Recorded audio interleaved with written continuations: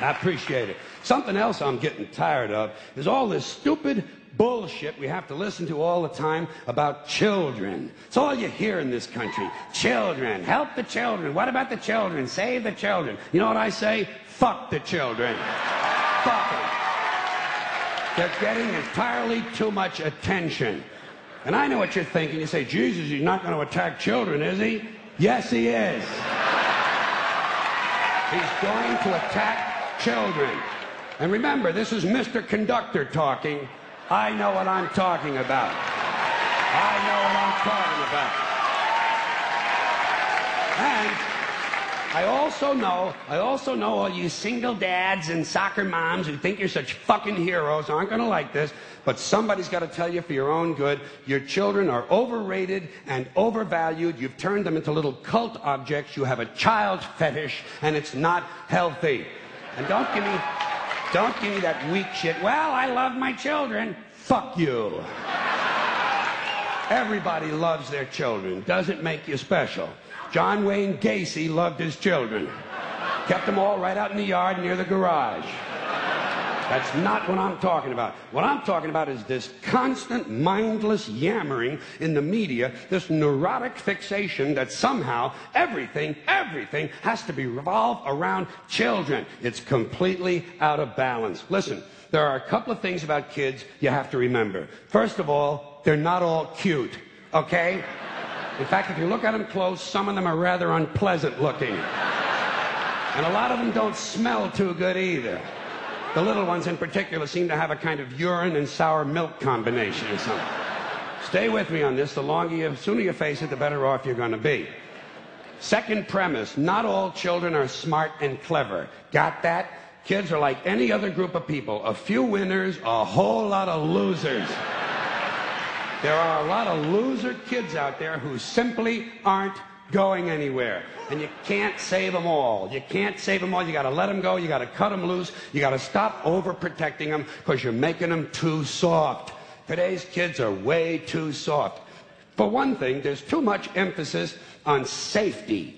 Child-proof medicine bottles and fireproof pajamas, child restraints and car seats and helmets, bicycles, skateboard, baseball helmets. Kids have to wear helmets now for everything but jerking off. Grown-ups have taken all the fun out of being a kid just to save a few thousand lives. It's pathetic. It's pathetic. What's happening is, you know what it is? These baby boomers, these soft, fruity baby boomers, are raising an entire generation of soft, fruity kids who aren't even allowed to have hazardous toys, for Christ's sakes. Hazardous toys. Shit, whatever happened to natural selection? Survival of the fittest. The kid who swallows too many marbles doesn't grow up to have kids of his own. Simple as that. Simple. Nature knows best. We're saving entirely too many lives in this country of all ages. Nature should be allowed to do its job of killing off the weak and sickly and ignorant people without interference from airbags and batting helmets. Just think of it as passive eugenics, okay? Now, here's another example of overprotection.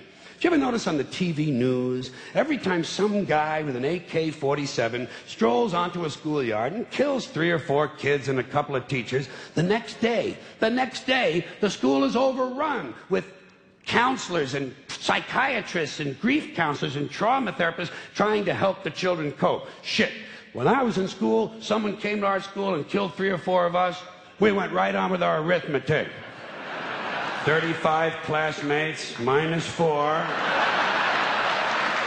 equals 31. We were tough. I say if kids can handle the violence at home, they ought to be able to handle the violence in school. I'm not worried about guns in school. You know what I'm waiting for? Guns in church. That's going to be a lot of fun. And it'll happen. You watch. Some nut will go fucking ape shit in the church, and they'll refer to him as a disgruntled worshiper. Here's another bunch of ignorant shit. School uniforms. Bad theory. The idea that if kids wear uniforms to school, it helps keep order. Don't these schools do enough damage making all these kids think alike? Now they're going to get them to look alike, too? And it's not a new idea. I first saw it in old newsreels from the 1930s, but it was hard to understand because the narration was in German.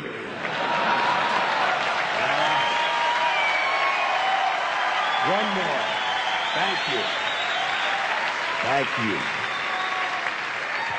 One more item about children, and that is this superstitious nonsense that blames tobacco companies for kids who smoke.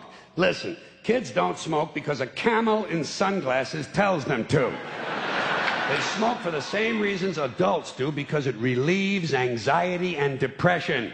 And you'd be anxious and depressed, too, if you had to put up with these pathetic, insecure, striving, anal, yuppie parents who enroll you in college before you're old enough to know which side of the playpen smells the worst.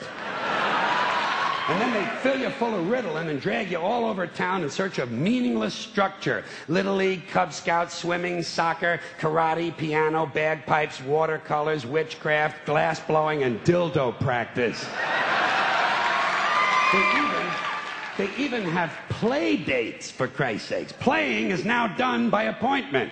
Whatever happened to you show me your wee-wee and I'll show you mine? Hey, no wonder kids smoke. It helps.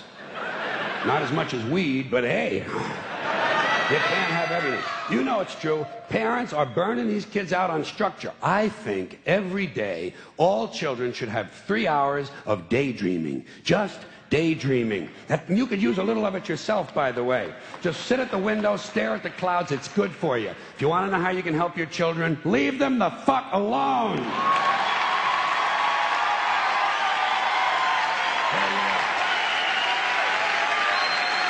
Thank you all so much.